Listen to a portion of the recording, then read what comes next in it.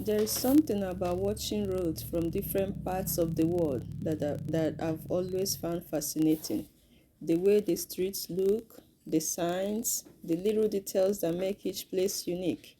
It's like a mini adventure without leaving home. Right now, we are cruising along the state road, heading toward I-95 North. It's always interesting seeing how Philly roads flow, with their mix of history and everyday hustle.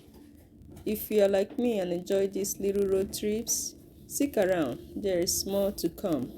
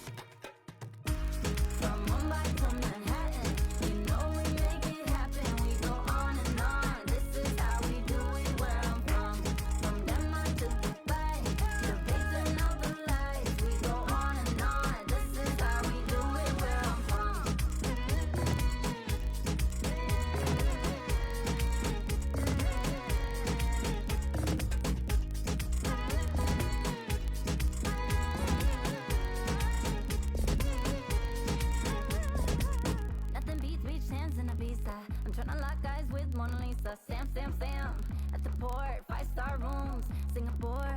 Can't wait to see ya in every city. 2,000 feet up, the Burj Khalifa. Love in